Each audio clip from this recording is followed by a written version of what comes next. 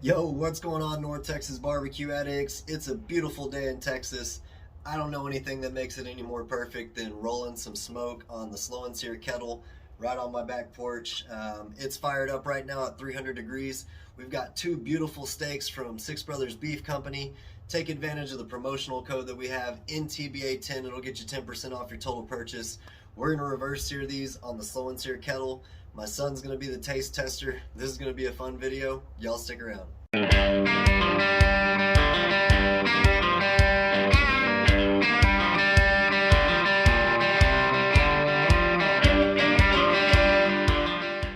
Alright, barbecue addicts, here's our beautiful USDA Prime steaks that I told you from Six Brothers Beef Company. You can see this insane marbling on both of them. Now we've got the bone-in ribeye over here, and we've got the boneless New York strip over here. And that's what we're going to be doing the comparison or the experiment with today. And sticking to the Whole30 diet, we're going to go ahead and put some classic Italian dressing on it for a little bit of a marinade and a binder for our seasoning to stick to.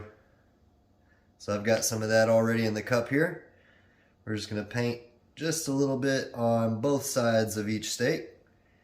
And we're going to let this set up in the fridge for about 30 or 40 minutes before we get this seasoned up, just so we can let it really soak up those flavors. So I'm going to go ahead and get both sides painted up with this Italian dressing. This dressing's smelling awesome already. I mean, look at that marbling. Beautiful. Now, I used to like New York strip most, but now I prefer the ribeye. Comment down below, what do you prefer for your steak? We're going to keep the seasoning simple on here. Just a awesome salt and pepper steak seasoning from Youngbucks. And I'll have their information down below in the description box. This marbling looks beautiful. So these are all painted up, smelling awesome already. We're going to be rolling on the slow and sear kettle. My son requested steak for dinner, so that's literally all I'm waiting for, is for him to get out of school. That's what it's looking like. The marbling's insane. I don't see how this is going to be a bad experiment. Y'all stick around. Next time I see y'all, we'll get them seasoned up and on the grill. So as you can see here in the background, we've got the slow and sear kettle rolling. It's at about 300 degrees on the indirect side. And we're going to get these beautiful steaks seasoned up with some of my favorite steak rub here, Youngbucks Steaks Seasoning. It's got nice coarse seasonings in it. Really quality stuff here. I'll have the information down below in the description box for that. This is just going to really make that USDA Prime beef flavor pop. So that's how we're going to season them on both sides. Let me get this one flipped over.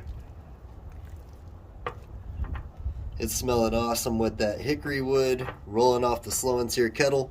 And we're going to do the same thing on this side here. Just repeat the seasoning process. Doesn't take a whole lot. There we go. Just like that. Let's get these onto the grill.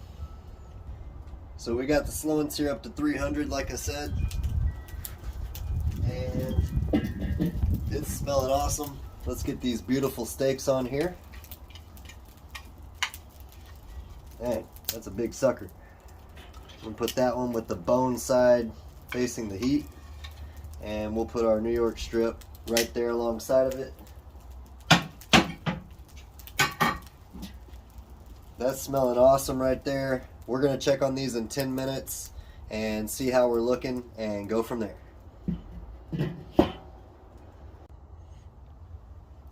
It's been about 15 minutes and we're rolling right at 300. These are looking good. You can tell that there's been a little bit of color change as they're cooking. They're soaking up a little bit of that smoke. Let's go ahead and check the internal temperature with our Thermopin IR. It's important to have one of these so you can tell where you are as far as your cook temp. 90 degrees, 100 degrees. This is a little thinner than this ribeye. So it's time to flip these so we can get both sides cooking evenly. Just like that. This smells beautiful out here with that hickory wood and the salt and pepper and the beef. Just gonna add a little bit more seasoning there, just like that, so we don't lose our flavors. I'm gonna shut this down. We'll check on this in 15 more minutes and see where we're at. All right, so it's time to check these steaks out. They're looking awesome. It's probably about time to pull them off and get this grill ready to sear them up. Let's take a peek though. Right around 109 there, right dead in the center pretty much. Right around the same there. This one's getting up there as it is a little thinner, so we're gonna go ahead and pull these off and get them ready for searing. So they're gonna set on the plate while I get the slow and sear ready to get these bad boys finished off. There we go. Man, it smells awesome out here. So I'm gonna set these to the side just for about 5 minutes, tinted, and get this ready to sear them up.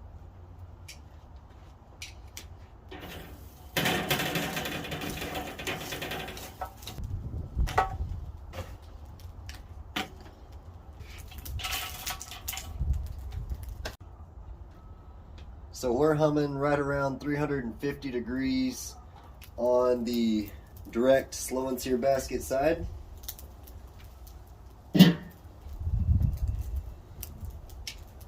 And it's time to get these beautiful steaks directly over the coals, and some wood chips that I threw in there just to get this awesome sear on them.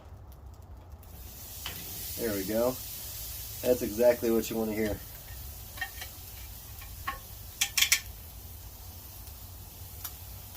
Perfect. Get over there. Push down on it so you got good contact on your grates. This is going to take about, I'd say, a minute to a minute and a half each side. This one probably a minute since it is thinner. We're going to flip it, repeat the same process until we get some awesome crust on this steak, and we'll let it rest for about 10 minutes or so. I whipped up a nice little side salad, and that's what it's going to be. So this smells and looks beautiful. Perfect sizzle action happening right now. So let's see what it's looking like over here. Not yet. Getting there. There we go. So we're going to let these keep cooking, and next time I see y'all, these will have rested, and we're going to give them a taste.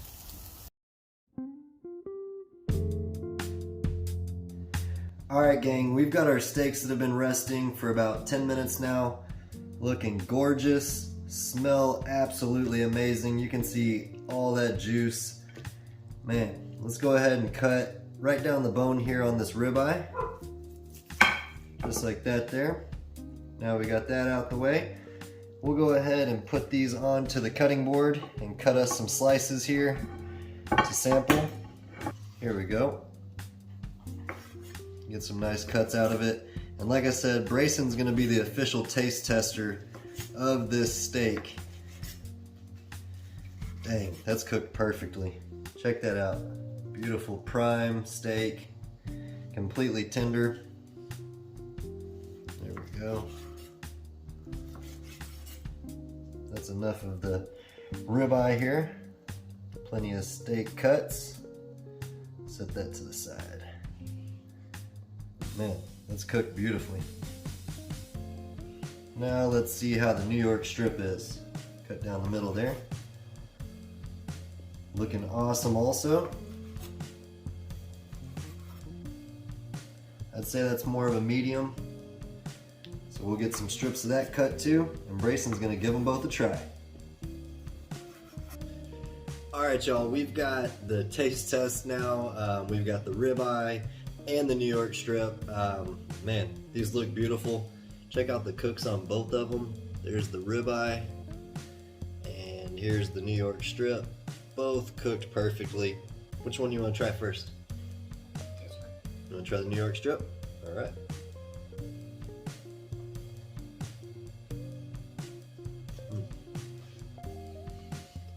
Like I was saying earlier, New York strip used to be my favorite cut, but now I've moved on to a ribeye. What do you think? Good. You like it? Yeah. Let's try the ribeye out. Awesome cooked, so tender. Look. Pull apart. What do you think? No good. No good. Which one do you like best? No. The ribeye is the winner for me too. It's completely tender. The New York strip has an awesome flavor as well. It's just not got all that intermuscular fat running through the beef, so both have excellent flavor. These turned out awesome. Appreciate y'all for stopping by North Texas Barbecue Addicts. Until next time, peace. Y'all keep on barbecuing.